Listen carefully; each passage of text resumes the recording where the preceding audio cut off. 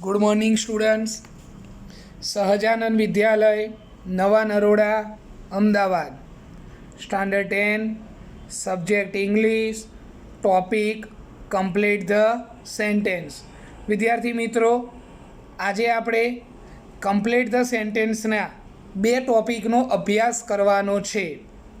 તેમાં પહેલો ટોપિક તે ટોપિક છે શોવિંગ ઓર એક્સપ્રેસિંગ રિઝલ્ટ. આ ટોપિકમાં આપણે બે ટોપિક વિશે આજે ભણીશું. આવતા લેક્ચરમાં નવા બે ટોપિક વિશે ભણીશું. એક્સપ્રેસિંગ રિઝલ્ટ, જ્યારે કોઈ ઘટનાનું પરિણામ દર્શાવવાનું હોય કે બાબતનું પરિણામ રજૂ કરવાનું હોય ત્યારે આ લેંગ્વેજ ફંક્શનનો ઉપયોગ થાય છે. પરિણામ દર્શાવવા માટે આપણે આ લેંગ્વેજ ફંક્શનનો ઉપયોગ કરીએ છીએ, તે ધ્યાનમાં રાખવું. હવે આ લેંગ્વેજ ફંક્શન રજૂ કરતા શબ્દો કયા કયા છે? તો following language elements are used to frame this function. તો પહેલું છે સો, ધેરફોર, TOO2 અને TO2, enough to, so that અને સચ ધેટ. આ બધા એલિમેન્ટ્સ શેના માટે યાદ રાખવાના? તો રિસ્પોન્ડ ધ સેન્ટેન્સ માટે યાદ રાખવાના. આવા શબ્દો દેખાય તો એ રિઝલ્ટનું જ વાક્ય હોય જે આપણા કામમાં આવી જાય. અને બીજો ટોપિક પૂછાય છે લેંગ્વેજ ફંક્શનનો, તેમાં કામ આવશે. અને કમ્પ્લીટ ધ સેન્ટેન્સમાં તો આપણને કૌંસમાં આપેલું જ હોય છે. જો ન આપેલું હોય તો આમાંથી કોઈ પણ શબ્દ વડે આપણે વાક્ય બનાવી શકીએ છીએ. તો ચાલો આપણે દરેક શબ્દમાંથી આપણે વાક્ય રચના વિશે સમજીએ. તો પહેલી વાક્ય રચના TOO2 અને TO2 વાળી. તો કર્તા ક્રિયાપદ એ કોમન વસ્તુ છે, માટે તે આપણે નથી લેતા. TOO2 પછી વિશેષણ આવે અને 2 પછી ક્રિયાપદવાળું રૂપ આવે. TOO2 અને TO2નો ઉપયોગ થાય એટલે આપણે સમજી લેવું કે આને નકારમાં શક્તિ કહેવાય. તે આ કામ નહીં કરી શકે તેવું આપણે કહી શકીએ છીએ. ત્યારે આપણે TOO2 અને TO2નો ઉપયોગ કરીએ છીએ. નકારમાં શક્તિ એટલે જો આપણે સમજીએ તો તે એટલો બધો નીચો છે કે તે માળિયાને અડી શકશે નહીં. તે એટલો બધો હોશિયાર છે કે આ દાખલો કરી શકશે નહીં. તેને નકારમાં શક્તિ કહેવાય. ત્યારે આનો ઉપયોગ થાય. અત્યારે તો આપણે વાક્ય રચનાની વાત કરીએ તો TOO2 વત્તા વિશેષણ વત્તા 2 વત્તા ક્રિયાપદ. જો ઇનફ ટુની વાત કરીએ તો વિશેષણ પછી ઇનફ ટુ લખાય અને ત્યારબાદ ક્રિયાપદ લખાય. ઇનફ ટુ એટલે હકારમાં શક્તિ થાય. જો કોઈ શક્તિ કોઈ વ્યક્તિ કામ કરવા માટે સક્ષમ હોય તો ત્યારે આપણે ઉપયોગ કરીશું ઇનફ ટુનો, અને સક્ષમ ન હોય ત્યારે આપણે ઉપયોગ કરીશું TOO2નો. નવી વાક્ય રચના જોઈશું. તો સોવાળી વાક્ય રચના. સો પછી વિશેષણ લખાય, ત્યારબાદ ધેટ લખાય, ત્યારબાદ આગળ જો બોલનાર કરતાં છોકરો હોય તો હી અને છોકરી હોય તો સી, અને નિર્જીવ હોય તો વન લખાય કર્તા તરીકે. ત્યારબાદ કેન અથવા કુડ, ઇનફ હોય તો કેન કુડ, અને TOO2 હોય તો કેન અથવા કુડ નોટ લખાય, જે આપણે આગળ ભણી ગયા. હકારમાં શક્તિ અને નકારમાં શક્તિ. સર કેન ક્યારે વપરાય અને કુડ ક્યારે વપરાય? તો આગળનું વાક્ય જો વર્તમાન કાળમાં હોય તો આપણે કેન વાપરીએ, અને જો આગળનું વાક્ય ભૂતકાળમાં હોય તો આપણે કુડ વાપરવાનું થાય છે. ત્યારબાદ સચ પછી હંમેશા આર્ટિકલ્સ જ આવે. આ એરર માટે પણ ધ્યાનમાં રાખવું. ત્યારબાદ નાઉન લખાય, ત્યારબાદ ધેટ લખાય, ત્યારબાદ કર્તા અને ક્રિયાપદ લખાય. હવે આગળ વધીએ તો સચની અંદર જો મારે વિશેષણ વાપરવું છે તો સચ પછી એ અથવા એન લખાય, વિશેષણ લખાય, નાઉન લખાય, ડેટ લખાય અને કર્તા અને ક્રિયાપદ લખાય. વિદ્યાર્થી મિત્રો, અહીં આપણે બે શબ્દોનો વારંવાર ઉલ્લેખ કર્યો છે. નંબર 1 વિશેષણ અને નંબર 2 ક્રિયાપદ. આ ટોપિક ભણતા પહેલાં જો મારી જોડે 15-20 વિશેષણો હોય અને 15-20 ક્રિયાપદો તૈયાર હોય તો આ ટોપિકમાં ક્યારેય સમસ્યા ઊભી થતી નથી. માટે આપણે થોડા ઘણા વિશેષણ જોઈ લઈએ તો વસ્તુની વિશેષતામાં વધારો કરે તેને આપણે વિશેષણ કહીએ છીએ. Big, small, clean, old, good, easy, brave, stupid, ugly, આ બધા આપણા માટે વિશેષણ બની જાય છે. આ સિવાય ઘણા બધા વિશેષણ હોય છે જે આપણે નોટબુકમાં નોટ ડાઉન કરી દેવાના છે. જો આ વિશેષણની વાત કરીએ તો ધ્યાન રાખજો, જો વિશેષણ આવડશે તો જ આ ટોપિક આવડશે. નંબર 2 વિશેષણ તમને ડિગ્રીમાં પણ કામમાં આવશે. માટે 5, 10, 15, 20 વિશેષણ આપણે નોંધી લેવા.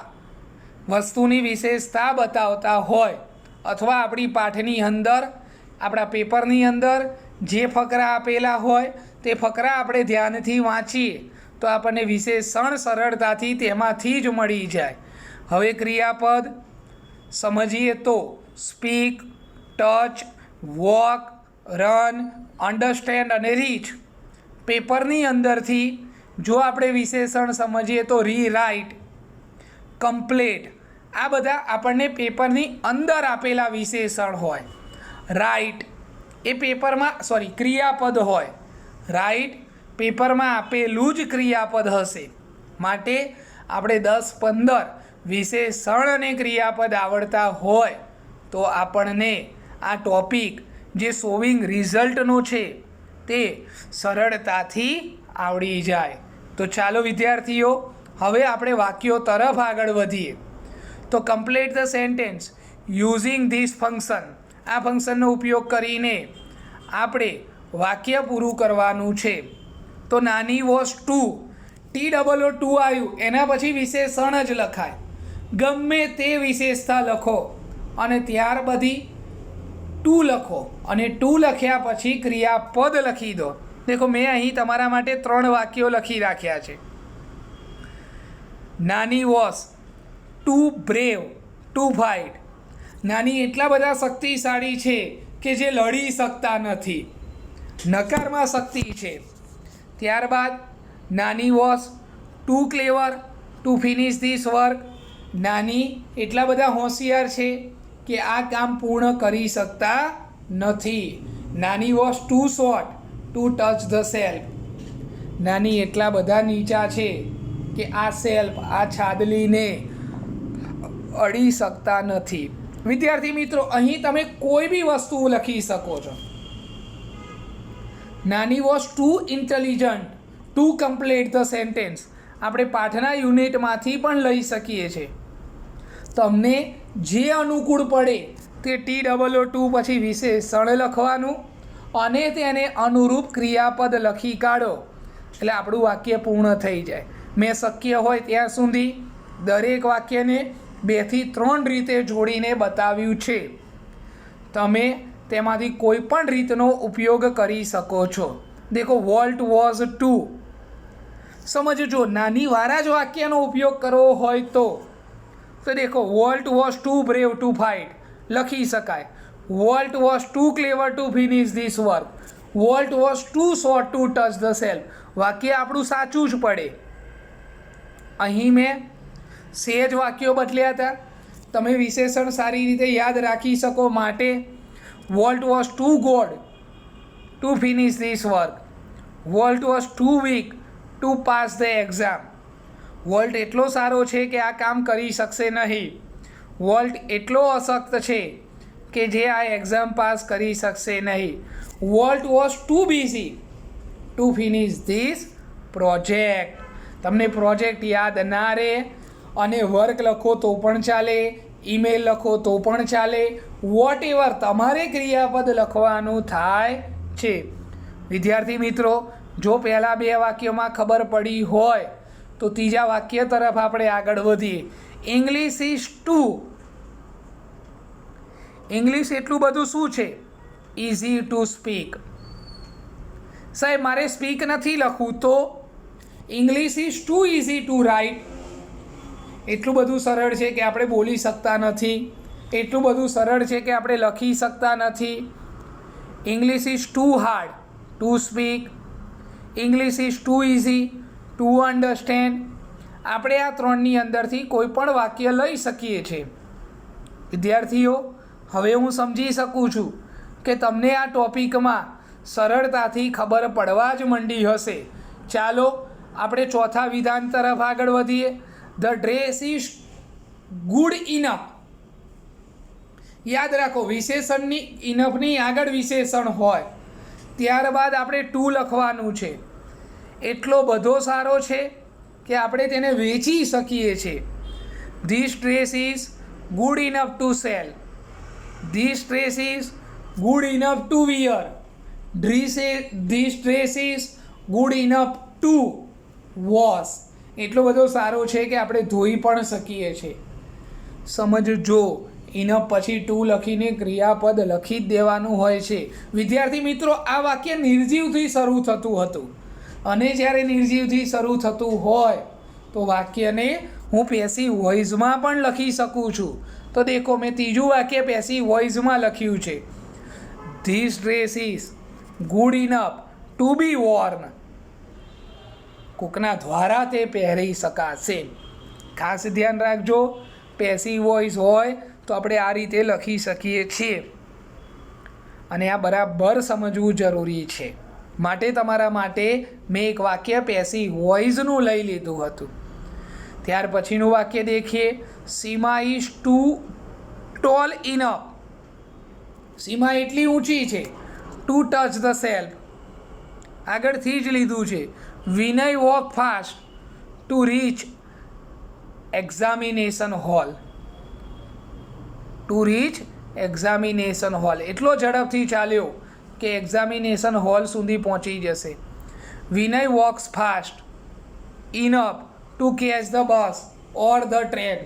એટલો ઝડપથી ચાલ્યો કે તે બસ અથવા ટ્રેનને પકડી શકશે. વિદ્યાર્થી મિત્રો, હવેનું વાક્ય મહત્વનું છે.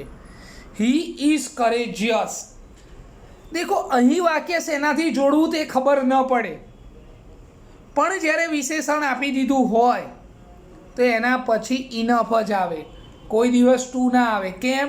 ટુ પછી વિશેષણ હોવું જોઈએ. અહીંયા વિશેષણ આપી દીધું છે માટે એના પછી આપણે ઇનફ લખીએ. Enough to become Harshad Mehta. Top trended web series અત્યારના સમયની. એટલો બધો હિંમતવાન છે કે તે હર્ષદ મહેતા બની શકે છે. He is courageous enough to take risk. એટલો બધો હિંમતવાળો છે કે તે રિસ્ક લઈ શકીએ છીએ. વિદ્યાર્થી મિત્રો, અહીં આપણે આપણા બે ટોપિક પૂર્ણ કરીએ છીએ. બાકીના બે વાક્ય રચનાવાળા ટોપિકો આપણે નેક્સ્ટ લેક્ચરમાં લઈશું. સામાન્ય રીતે બોર્ડમાં આ રીતના જ વાક્યો પૂછાય છે, કાં તો TOO2 વાળા, કાં તો ઇનફ ટુ વાળા, અને કાં તો ઇનફ અને ટુ ન આપેલું હોય, સીધું વિશેષણ આપેલું હોય. આ રીતે હી ઇઝ કરેજિયસ વાળું, અને આ રીતે આપેલું હોય તો આપણે સમજી જ ગયા છીએ હવે કે આ રીતના વિશેષણવાળા વાક્યોને આપણે ઇનફથી જ જોઈન્ટ કરી શકીએ છીએ. તો વિદ્યાર્થી મિત્રો, અહીં આપણે આપણો આ ટોપિક પૂર્ણ કરીએ છીએ. નેક્સ્ટ લેક્ચરમાં આપણે ટુ બી કન્ટિન્યુ રહીશું આ ટોપિકના નવા 2 પ્રકારના વાક્યો માટે.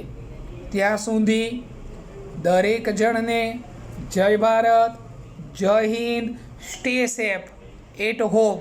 તો ચાલો ઝડપથી આવતા લેક્ચરમાં મળીએ.